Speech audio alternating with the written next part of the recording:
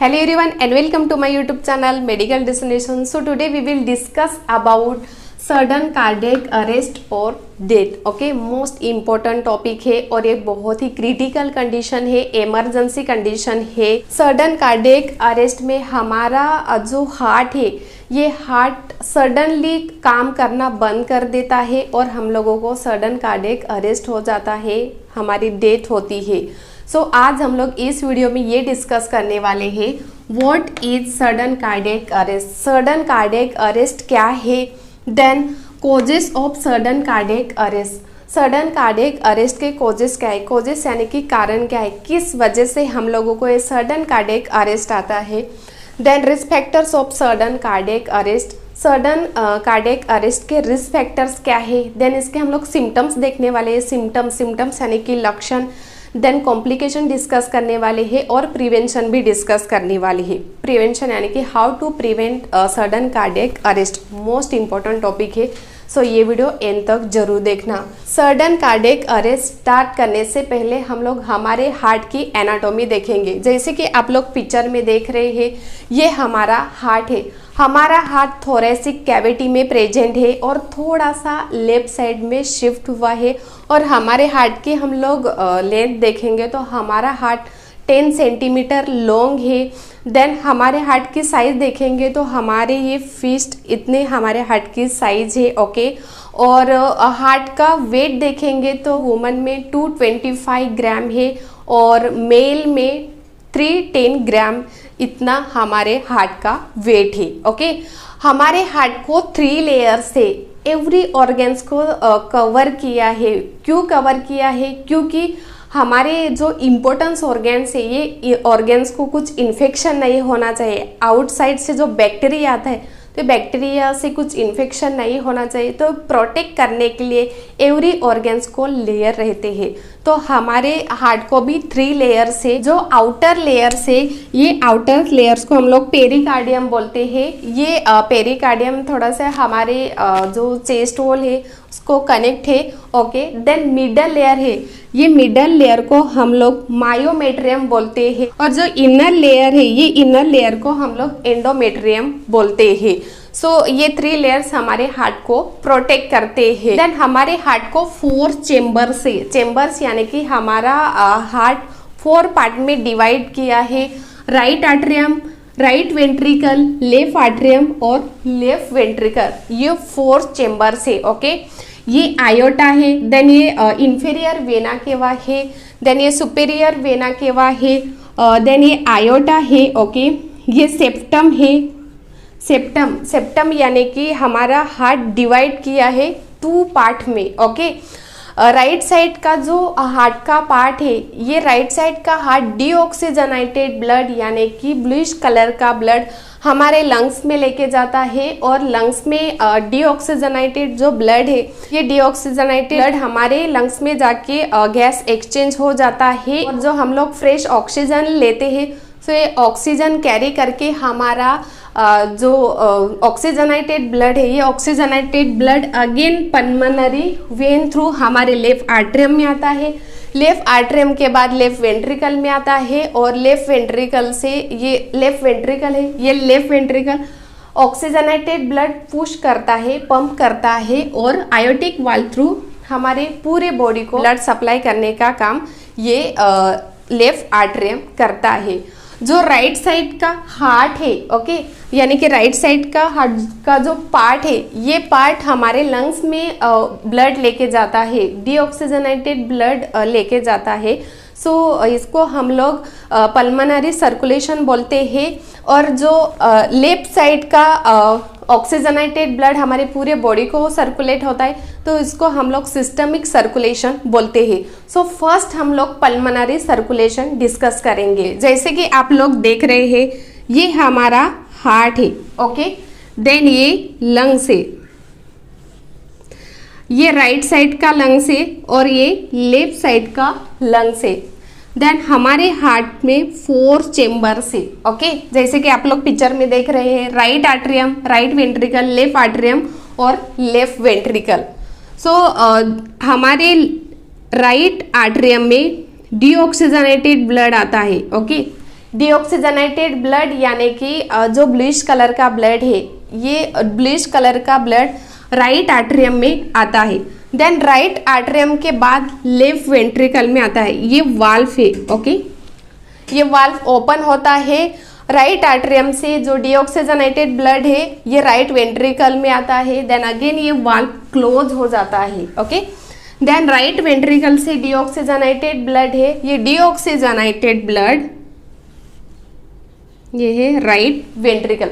सो right ventricle से ये है पल्मोनरी वाल्व, वाल्व यानी कि ओपनिंग। सो पल्मोनरी वाल्व थ्रू हमारे बोथ लंग्स में डीऑक्सीजनेटेड ब्लड जाता है, ओके।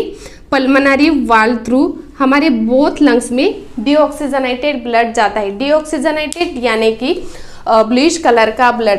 देन ये डीऑक्सीजनेटेड ब्लड हमारे लंग्स में जाता है और हमारे लंग्स में गैस एक्सचेंज हो जाता है। जो कार्बन डाइऑक्साइड है वो हम लोग बाहर निकालते हैं और फ्रेश ऑक्सीजन इनहेल करते हैं। सो ये ऑक्सीजन लेके हमारा ब्लड वापस हमारे लेफ्ट आर्टरियम में आता है, ओके। लेफ्ट आर्टरियम में आता है। ये हमारा है लेफ्ट पल्मोनरी वेन, ये दो लेफ्ट पल्मोनरी वेन है और इस साइड में राइट पल्मोनरी वेन है। सो लेफ्ट पल्मोनरी वेन और right pulmonary went through, pulmonary यानी कि लंग्स, राइट पल्मोनरी वेन्स और लेफ्ट पल्मोनरी वेन्स थ्रू हमारा ऑक्सीजनेटेड ब्लड आता है, रेड कलर का ब्लड आता है और ये पुश होता है, ओके। देन हमारे लेफ्ट वेंट्रिकल में आता है ऑक्सीजनेटेड ब्लड, लेफ्ट वेंट्रिकल में आता है। सही, लेफ्ट वेंट्रिकल में आने के बाद लेफ्ट वेंट्रिकल हमारा ऑक्सीजनेटेड ब्लड पंप करता है, ओके। और यहाँ एक आयोटिक वाल्व है, आयोटिक वाल्व यानी कि ओपनिंग, ये आयोटिक वाल्व है और ये आयोटिक वाल्व, आयोटा थ्रू हमारे पूरे बॉडी को ब्लड सर्कुलेशन होता है। सो इस कंडीशन को हम लोग सिस्टमिक सर्कुलेशन बोलते हैं। एक्चुअली आयोटा के बाद फॉर एग्जांपल देती हूँ, ये हमारा आयोटा है, ओके। आयोटा के बाद हमारे जो आर्टरी है, देन आर्टरीज है, यहाँ से ब्रांचेस हो जाते हैं क्योंकि हमारे पूरे बॉडी को ब्लड सर्कुलेशन हो जाता है। आर्टरीज है, आर्टेरियज है, देन स्मॉल कैपिलरीज रहते हैं। ये स्मॉल कैपिलरीज ब्रेक डाउन हो जाते हैं, ओके। जस्ट एग्जांपल देती हूँ, ये हमारा टिश्यू है। सो ये टिश्यू को ऑक्सीजन और ब्लड की बहुत ज़रूरत रहती है, यानी कि ऑक्सीजनेटेड ब्लड की, क्योंकि हमारी बॉडी को एनर्जी चाहिए। जो हार्मोन्स है, हार्मोन्स के लिए एनर्जी चाहिए, ओके। सो ऑक्सीजनेटेड ब्लड बहुत इम्पोर्टेंट है हमारे बॉडी को। सो ऑक्सीजनेटेड ब्लड पूरा हमारे जो टिश्यू है ये शक करते हैं, ओके। देन जो वेस्ट प्रोडक्ट है यानी कि जो डीऑक्सीजनेटेड ब्लड है, ये डीऑक्सीजनेटेड ब्लड अगेन जो स्मॉल वेन रहते हैं, ये वेन थ्रू अगेन जो डीऑक्सीजनेटेड ब्लड है, ये deoxygenated blood superior vena cava through हमारे राइट आर्टरियम में जाते हैं। ये inferior vena cava, superior vena cava और inferior vena cava through deoxygenated blood right atrium में आता है। राइट आर्टरियम यह एक वाल्व है, ओके। ये वाल्व ओपन होता है और ये राइट वेंट्रिकल में ब्लड आता है, ओके। देन अगेन ये वाल्व क्लोज हो जाता है। Right ventricle deoxygenated blood pump करता है, ओके, पुश करता है। देन पल्मोनरी वाल्व थ्रू हमारे बोथ लंग्स में डीऑक्सीजनेटेड ब्लड जाता है। हमारे लंग्स में डीऑक्सीजनेटेड ब्लड जाने के बाद लंग्स में गैस एक्सचेंज हो जाता है, ओके। जो कार्बन डाइऑक्साइड है वो कार्बन डाइऑक्साइड हम लोग बाहर निकालते हैं और फ्रेश ऑक्सीजन इनहेल करते हैं और वो ऑक्सीजन कैरी करके हमारा ऑक्सीजनेटेड ब्लड यानी कि रेड कलर का ब्लड लेफ्ट आर्टरियम में आता है। लेफ्ट पल्मोनरी वेन और राइट पल्मोनरी वेन थ्रू हमारे लेफ्ट आर्टरियम में आता है। लेफ्ट आर्टरियम के बाद लेफ्ट वेंट्रिकल में आता है, ओके। और left ventricle oxygenated blood again pump करता है, पुश करता है। और यह एक आयोटिक वाल्व है। सो आयोटिक वाल्व थ्रू हमारे आयोटा में ऑक्सीजनेटेड ब्लड जाता है और आयोटा थ्रू हमारे पूरे बॉडी को ब्लड सर्कुलेशन होता है। ये वाल्व का नाम है राइट आर्टरियोवेंट्रिकुलर वाल्व और ये वाल्व का नाम है वाल्व यानी कि ओपनिंग। सो इसका नाम है लेफ्ट आर्टरियोवेंट्रिकुलर वाल्व और इस पोर्शन में हमारा साइनोवेंट्रिकुलर नोड्स रहता है, ओके। और ये जो नोड्स है ये इलेक्ट्रिकल इम्पल्सेस करता है। इलेक्ट्रिकल इम्पल्सेस से हमारा जो हार्ट का रिदम है, जो हार्ट रेट है वो रेगुलर हो जाता है। इसको स्पेस मेकर भी बोलते हैं, ओके। और इस पोर्शन में एक जो इम्पल्सेस है, नोड्स है, तो उसका नाम है आर्टरोवेंट्रिकुलर नोड्स, ओके।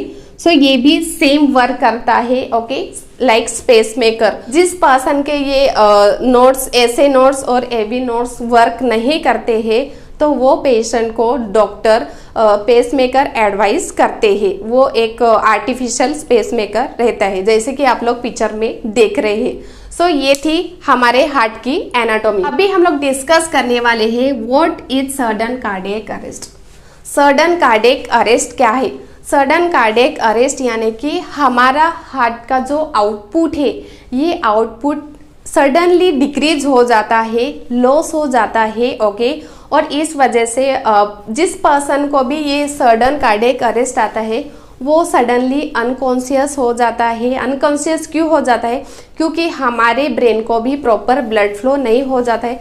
सो वो इमीडिएटली उसका जो हार्ट है, ये हार्ट काम करना बंद कर देता है, वो अनकॉन्शियस हो जाता है और कोलैप्स हो जाता है, डेथ हो जाता है। क्योंकि हमारा जो हार्ट है ये हार्ट काम करना बंद कर देता है। इसके बहुत सारे कॉजेस है, सो वो हम लोग आगे डिस्कस करने वाले ही है। सो इस कंडीशन को हम लोग सडन कार्डियक अरेस्ट बोलते हैं। अभी हम लोग डिस्कस करने वाले हैं causes of sudden cardiac arrest. Sudden cardiac arrest के कॉजेस क्या है? कॉजेस यानी कि कारण क्या है, किस वजह से पर्सन को ये सडन कार्डियक अरेस्ट आता है, ओके। तो इसमें फर्स्ट है अरेथमिया। अरेथमिया यानी कि हमारे हार्ट के जो रिदम है, ये रिदम अब नॉर्मल हो जाता है, ओके। सडनली बहुत फास्ट हो जाते हैं और बाद में वापस लो, देन अगेन फास्ट। सो इस कंडीशन को हम लोग अरेथमिया बोलते हैं। अरेथमिया क्यों होता है? क्योंकि हमारे जो ऐसे और एवी नोड्स है ये प्रॉपर वर्क नहीं करते हैं, इस वजह से हम लोगों को अरेथमिया हो जाता है। अरेथमिया यानी कि हमारे हार्ट के जो रिदम है ये रिदम अब नॉर्मल हो जाते हैं, नॉर्मल कंडीशन में नहीं रहते हैं। सो इस कंडीशन को हम लोग अरेथमिया बोलते हैं। देन सेकेंड है coronary artery disease. Coronary artery disease के वजह से भी हम लोगों को ये सडन कार्डियक अरेस्ट आता है। कोरोनरी आर्टरी डिसीज, कोरोनरी एक आर्टरी है, ये हमारे पूरे हार्ट को ब्लड सप्लाई करने का काम करती है, ओके। बट अगर हमारे कोरोनरी आर्टरी में कुछ ब्लॉकेज रहेगा, ओके, एक्स्ट्रा कोलेस्ट्रॉल जमा रहेगा या जो भी एक्स्ट्रा फैटी है, जो वेस्ट है, हम लोग उसको प्लेग भी बोलते हैं, वो जमा रहेगा। जस्ट एग्जांपल देती हूँ, ये हमारी कोरोनरी आर्टरी है और एक कोरोनरी आर्टरी में एक्स्ट्रा कोलेस्ट्रॉल या जो भी एक्स्ट्रा वेस्ट फैटी है वो बिल्डअप होगा। सो प्रॉपर ब्लड सर्कुलेशन नहीं होगा। ऑफकोर्सली हमारा जो हार्ट है ये हार्ट मस्कुलर ऑर्गन से, ओके। हमारे हार्ट के मसल्स को प्रॉपर ऑक्सीजन नहीं मिलेगा, सो हार्ट के मसल्स जो है वो डेड हो जाते हैं, नेक्रोसिस हो जाते हैं। क्यों नेक्रोसिस हो जाते हैं? क्योंकि हमारे हार्ट को प्रॉपर ब्लड ही नहीं मिलता है ब्लॉकेज के वजह से। सो जिस पर्सन को ये कोरोनरी आर्टरी डिसीज रहेगा वो पर्सन को भी ज़्यादा चांसेस रहता है ये सडन कार्डियक अरेस्ट, ओके। सो ये भी एक कारण है। देन है हार्ट अटैक। हार्ट अटैक के वजह से भी ये सडन कार्डियक अरेस्ट आने का ज़्यादा चांसेस रहता है। देन है कार्डियोमायोपैथी।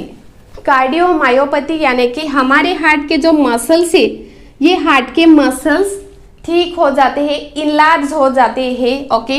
इनलार्ज के वजह से प्रॉपर ब्लड फ्लो नहीं होता है, इस वजह से अरेथमिया भी हो जाता है। अरेथमिया यानी कि हमारे हार्ट के जो रिदम है ये रिदम अब नॉर्मल हो जाते हैं, ओके। अगर हमारा ये हार्ट का जो मसल्स है ये मसल्स इनलार्ज रहेगा, ठीक रहेगा, ओके, तो प्रॉपर ब्लड पंप नहीं हो पाएगा, हमारे पूरे बॉडी को प्रॉपर ब्लड सर्कुलेशन नहीं होगा और थिकनेस के वजह से हमारा ये जो हार्ट के मसल्स है ये हार्ट के मसल्स नेक्रोसिस हो जाते हैं, डेथ हो जाते हैं। ओके, फॉर एग्जाम्पल जो रबर है वो हम लोग खींचते हैं और जिस टाइम में वो रबर पर ज़्यादा प्रेशर आता है सो वो टूट जाता है। सो सेम कंडीशन हमारे हार्ट में भी है। अगर आप लोग ज़्यादा स्ट्रेस से, कुछ आप लोगों को हार्ट रिलेटेड कंडीशन है, कार्डियोमायोपैथी है, यानी कि हमारे हार्ट के जो मसल्स है ये इनलार्ज रहेंगे, सो ये ज़्यादा स्ट्रेच नहीं कर पाते हैं, प्रॉपर ब्लड फ्लो नहीं हो पाता है, इस वजह से अरेथमिया भी होता है। सो ये भी एक कंडीशन है। कार्डियोमायोपैथी के वजह से भी हम लोगों को ये सडन कार्डियक अरेस्ट आता है, क्योंकि हमारे पूरे बॉडी को प्रॉपर ब्लड फ्लो नहीं होता है। देन है वेल्वुलर हार्ट डिसीज। हमारे ये जो वाल्व है, ओके, ये वाल्व में कुछ भी प्रॉब्लम रहेगा, अबनॉर्मल रहेगा, कुछ लीकेज रहेगा, सो इस वजह से भी हम लोगों को ये कार्डियक अरेस्ट आने का ज़्यादा चांसेस रहता है। देन है congenital heart disease. Congenital heart disease यानी कि एट बर्थ जो डिसीज प्रेजेंट रहते हैं उसको हम लोग टेट्रोलॉजी ऑफ फैलोट भी बोलते हैं। टेट्रोलॉजी ऑफ फैलोट यानी कि 4 डिसीज रहते हैं एट बर्थ में ही। ओके, उसमें क्या होता है, एक तो हमारा जो आयोटा है, आयोटा राइट साइड में रहता है, ओके, बट थोड़ा सा ये लेफ्ट साइड में पुश होता है।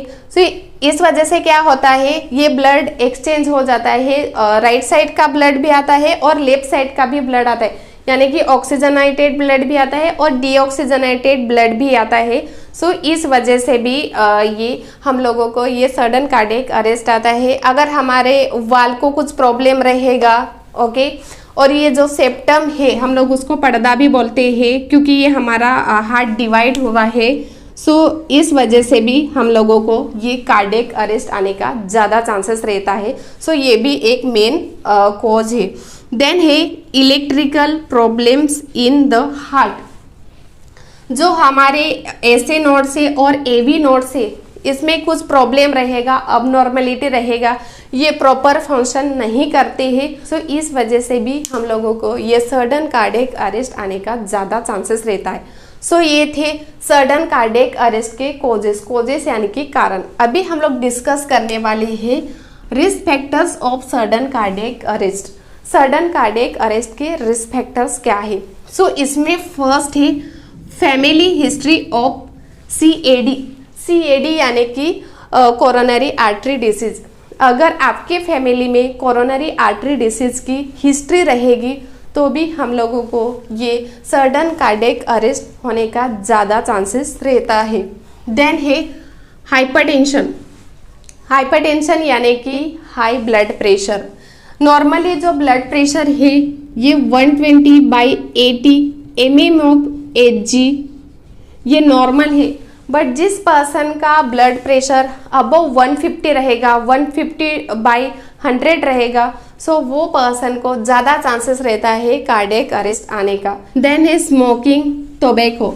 जो लोग स्मोकिंग करते हैं, टोबैको खाते हैं, तो वो पर्सन को भी ज़्यादा चांसेस रहता है सडन कार्डियक अरेस्ट आने का। क्यों? जो लोग स्मोकिंग करते हैं और टोबैको खाते हैं उन लोगों को ये सडन कार्डियक अरेस्ट आता है, क्योंकि टोबैको और जो स्मोकिंग करते हैं तो उसमें निकोटिन रहता है और ये हमारे ब्लड वेसल्स को इरिटेट करता है। सो इस वजह से स्मोकिंग और जो लोग टोबैको खाते हैं उन लोगों को भी ये सडन कार्डियक अरेस्ट आने का ज़्यादा चांसेस रहता है। ये एक रिस्क फैक्टर से। देन है डायबिटिक मेलाइटस। जिस पर्सन को डायबिटिक मेलाइटस रहेगा, नॉर्मली जो ब्लड शुगर है ये 70 to 110 ये फास्टिंग नॉर्मल है, बट जिस पर्सन को अबव 150, 160, 200 रहेगा, सो वो पर्सन को ज़्यादा चांसेस रहता है ये सडन कार्डियक अरेस्ट आने का। देन है हाइपर कोलेस्ट्रोलेमिया। हाइपर कोलेस्ट्रोलेमिया यानी हाइपर यानी कि हाई, ओके, और कोलेस्ट्रॉल। देन मिया यानी कि ब्लड। अगर हमारे ब्लड में कोलेस्ट्रॉल लेवल हाई रहेगा, नॉर्मल कोलेस्ट्रॉल लेवल 200 mg/डेसीडियल, मिलीमीटर ऑफ डेसीडियल, ये नॉर्मल है, बट अबाउट 200 रहेगा, सो वो पर्सन को भी ज़्यादा चांसेस रहता है ये सडन कार्डियक अरेस्ट आने का। देन है इनएक्टिव लाइफस्टाइल। इनएक्टिव लाइफस्टाइल यानी कि जो लोग ज़्यादा सोते हैं, प्रॉपर एक्सरसाइज नहीं करते हैं, ज़्यादा फैटी है, उन लोगों का वेट ज़्यादा है, एक ही जगह पर बैठते रहते हैं, ओके, नो एक्टिविटी, बाहर का फूड ज़्यादा खाते हैं, जो फास्ट फूड है उसमें ज़्यादा फैट रहता है, सो इस वजह से भी सडन कार्डियक अरेस्ट आने का ज़्यादा चांसेस रहता है। देन है male gender. Sudden cardiac arrest most of the male को ज़्यादा आता है, वुमन से मेल को ज़्यादा आता है। देन है history of cardiac arrest, then heart attack, कि अगर आप लोगों को प्रीवियस हिस्ट्री रहेगी, यानी कि पहले आप लोगों को हार्ट अटैक आके गया है और आप लोगों को ट्रीटमेंट चालू है, अदरवाइज कार्डियक अरेस्ट भी आके गया है और आप लोगों को ट्रीटमेंट चालू है, सो इस वजह से भी हम लोगों को ये सडन कार्डियक अरेस्ट आने का ज़्यादा चांसेस रहता है। देन है ऑब्स्ट्रक्टिव स्लीप अपनिया। ऑब्स्ट्रक्टिव स्लीप अपनिया ये बहुत कॉमन है, ओके। ऑब्स्ट्रक्टिव स्लीप अपनिया में क्या हो जाता है, हमारी जो टंग्स और थ्रोट के जो मसल्स है, ये मसल्स रिलैक्स हो जाते हैं ड्यूरिंग स्लीपिंग। हमारे थ्रोट और टंग्स के जो मसल्स है ये रिलैक्स हो जाते हैं, इस वजह से हमारा जो एयरवे है, ओके, जो एयरवे है, सो ये एयरवे ब्लॉक हो जाता है, okay. So most of the जिस पर्सन का वेट ज़्यादा है, ज़्यादा फैटी है, उन लोगों को ज़्यादा चांसेस रहता है ये ऑब्स्ट्रक्टिव स्लीप अपनिया होने का। वो लोग क्या करते हैं, नाइट टाइम में मुंह से ऑक्सीजन लेते हैं, क्यों? क्योंकि उन लोगों को प्रॉपर ऑक्सीजन नहीं मिलता है, इस वजह से वो लोग ओरली ऑक्सीजन लेते हैं। और ऑब्स्ट्रक्टिव स्लीप अपनिया में हमारा एयरवे ब्लॉकेज हो जाता है, ब्लॉकेज होगा तो हमारे बॉडी को प्रॉपर, हमारे ब्लड को प्रॉपर ऑक्सीजन नहीं मिलेगा, ऑक्सीजन नहीं मिलेगा सो प्रॉपर ब्लड सप्लाई भी नहीं होगा हमारे बॉडी को। सो ऑब्स्ट्रक्टिव स्लीप अपनिया के वजह से भी ये सडन कार्डियक अरेस्ट होने का ज़्यादा चांसेस रहता है। देन है other heart disease. Other heart disease रहेगी, अदर हार्ट डिसीज में क्या आता है, अगर हार्ट फेलियर रहेगा, हार्ट अटैक की हिस्ट्री रहेगा या कंजेनाइटल हार्ट डिसीज रहेंगे, तो इस वजह से भी हम लोगों को ये सडन कार्डियक अरेस्ट होने का ज़्यादा चांसेस रहता है। देन है सीकेडी। सीकेडी यानी कि क्रोनिक किडनी डिसीज। जिस पर्सन को क्रोनिक किडनी डिसीज रहेगा, सो वो पर्सन को ज़्यादा चांसेस रहता है ये सडन कार्डियक अरेस्ट होने का। हमारी किडनी क्या काम करती है, तो जो वेस्ट प्रोडक्ट है ये वेस्ट प्रोडक्ट फिल्टर करती है, ओके, बाहर निकालती है यूरिन थ्रू। हमारी किडनी हमारे ब्लड में जो फ्लूइड है ये फ्लूइड भी फिल्टर करती है, जो वेस्ट प्रोडक्ट है ये वेस्ट प्रोडक्ट भी फिल्टर करती है और यूरिन थ्रू बाहर निकालती है। बट जिस पर्सन को सीकेडी रहेगा, सीकेडी यानी कि क्रोनिक किडनी डिसीज रहेगा, इस कंडीशन में क्या होता है, हमारी किडनी काम करना बंद कर देती है, ओके, और हमारे किडनी में एक्स्ट्रा फ्लूइड बिल्डअप हो जाता है, जमा हो जाता है, और इस वजह से हम लोगों को एडिमा हो जाता है। एडिमा यानी कि स्वेलिंग हो जाती है और हमारा जो कार्डियक आउटपुट है ये कार्डियक आउटपुट भी डिक्रीज हो जाता है।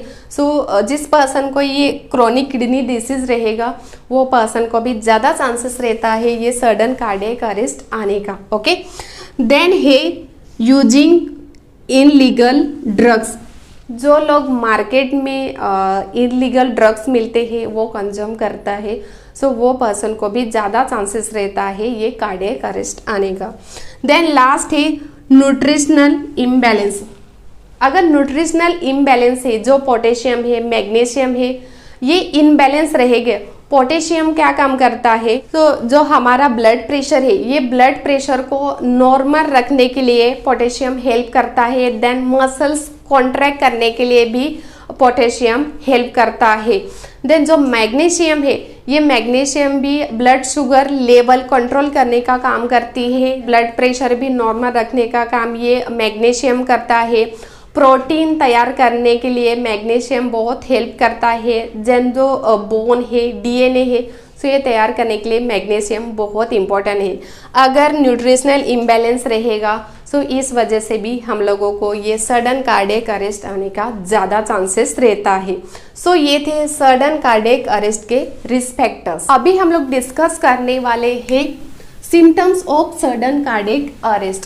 सडन कार्डियक अरेस्ट के सिम्टम्स क्या है, जो इमीडिएटली जो सिम्टम्स दिखाई देते हैं यानी कि लक्षण दिखाई देते हैं वो है, फर्स्ट तो पेशेंट सडन कोलैप्स हो जाता है, ओके, डेथ हो जाता है, उसका जो हार्ट है ये हार्ट काम करना बंद कर देता है। सो हमारे बॉडी में जो इम्पोर्टेंस वाइटल्स ऑर्गन्स है वो भी काम करना बंद कर देते हैं। सो पेशेंट सडनली कोलैप्स हो जाता है यानी कि डेथ हो जाता है। देन है नो पल्स। कार्डियक अरेस्ट आ जाए तो ऑफकोर्सली पर्सन के जो पल्स है, हम लोग पल्स फील करते हैं तो ये पल्स एब्सेंस रहते हैं, ओके। देन है no breathing. ऑफकोर्सली cardiac arrest patient की जो ब्रीथिंग है ये ब्रीथिंग भी एब्सेंस रहती है क्योंकि पेशेंट ऑलरेडी कोलैप्स हो चुका है। देन है लॉस ऑफ कॉन्शियसनेस। हमारा हार्ट काम करना बंद कर देता है, इस वजह से हमारे ब्रेन को जितना ऑक्सीजन चाहिए, जितना ब्लड चाहिए उतना नहीं मिल पाता है। इस वजह से वो पर्सन कि जो कॉन्शियस लेवल है, कॉन्शियस लेवल भी लॉस हो जाती है, ओके। सो ये इमीडिएटली जो सिम्टम्स दिखाई देते हैं कार्डियक अरेस्ट के, सो ये फोर्थ है, ओके। फर्स्ट सडन कोलैप्स यानी कि डेथ हो जाता है immediately. Then no pulse, pulse absence रहते हैं, और breathing no breathing, okay, breathing भी एब्सेंस रहती है, और कॉन्शियस लेवल है ये भी लॉस हो जाता है। देन ये symptoms occur before cardiac arrest. Cardiac arrest आने से पहले जो सिम्टम्स दिखाई देते हैं उसमें फर्स्ट है चेस्ट डिस्कम्फर्ट। हमारा जो चेस्ट है ये चेस्ट डिस्कम्फर्ट रहता है, फूला फूला सा रहता है और हेवीनेस लगता है। देन है शॉर्टनेस ऑफ ब्रीथ, सांस लेने के लिए दिक्कत आती है, ओके। देन है वीकनेस। वो जिस पर्सन को ये कार्डियक का प्रॉब्लम रहेगा यानी कि हार्ट का प्रॉब्लम रहेगा, सो वो वीक रहता है।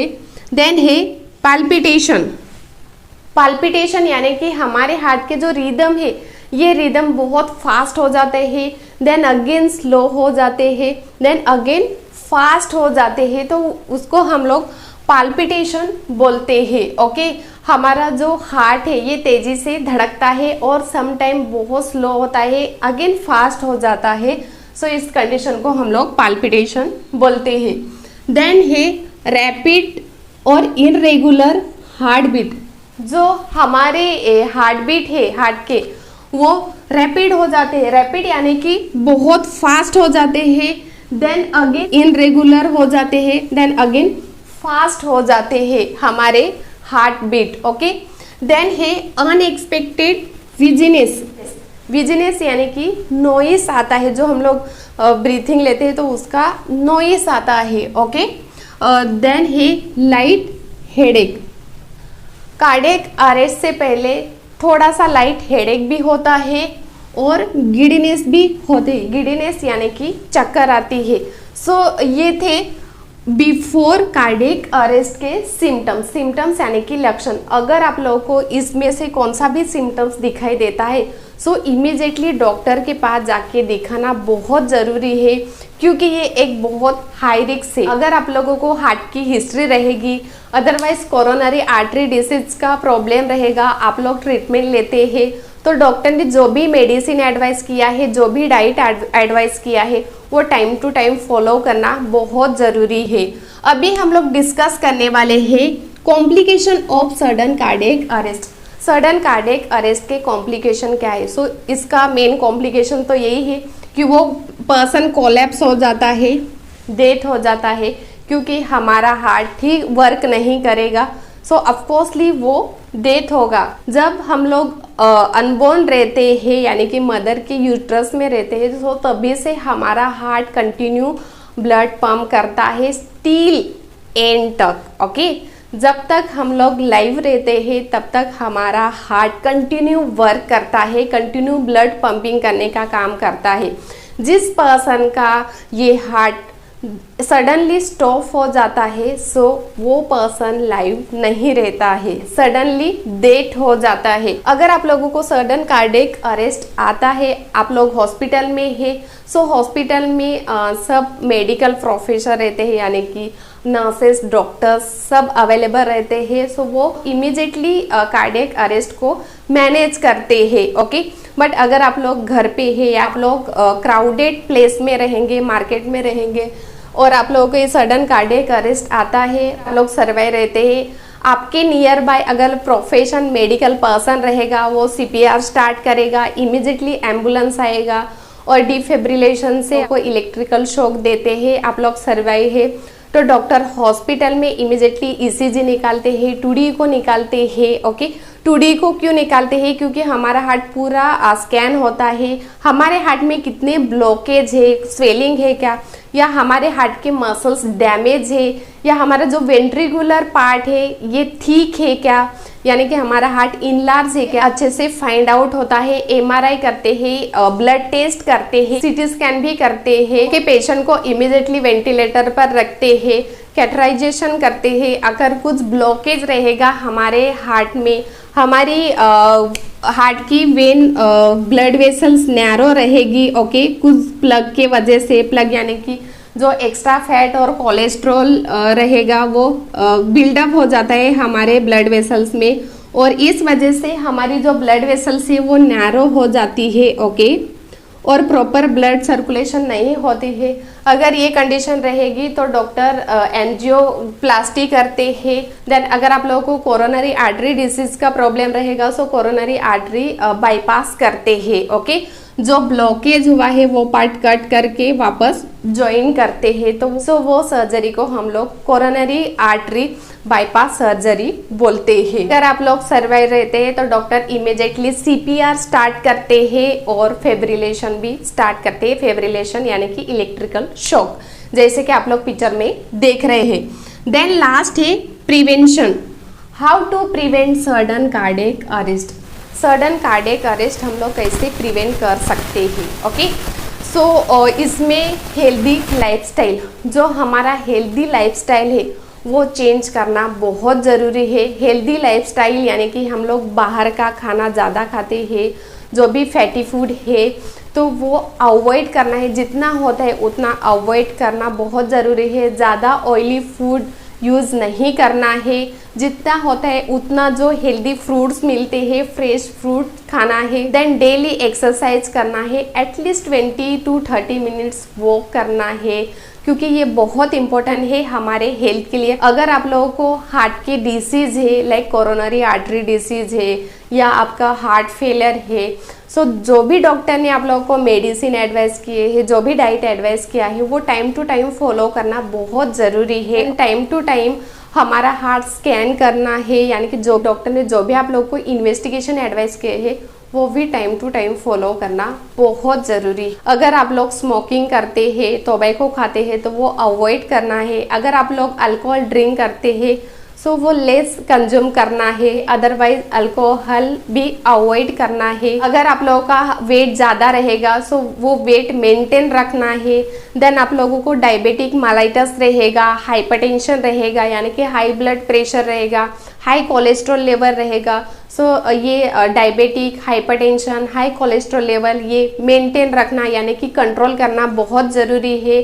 और जो भी आप लोगों को मेडिसिन एडवाइस किया है वो टाइम टू टाइम फॉलो करना है। देन लास्ट मोस्ट इम्पोर्टेंट है वो है अवॉइड स्ट्रेस। जितना होता है उतना स्ट्रेस फ्री रहना है। ओके, स्ट्रेस अवॉइड करना है। अगर आप लोगों को कुछ पर्सनल प्रॉब्लम रहेगा या फैमिली प्रॉब्लम रहेगा या ऑफिस में कुछ भी प्रॉब्लम रहेगा, सो आपके नियर बाय जो भी फ्रेंड्स है, फैमिली है, सो उन लोगों के साथ शेयर करना है। क्योंकि डेली हम लोग न्यूज़ में देख रहे हैं जो अडल्ट से उन लोगों को भी ये सडन कार्डियक अरेस्ट आता है स्ट्रेस के वजह से। तो जितना होता है उतना स्ट्रेस अवॉइड करना बहुत ज़रूरी है। सो ये था आज का टॉपिक, सडन कार्डियक अरेस्ट। अगर आप लोगों को ये आज की इन्फॉर्मेशन अच्छी लगी सो ये मेरा वीडियो शेयर करो, लाइक करो और सब्सक्राइब करना मत भूलो। Thank you.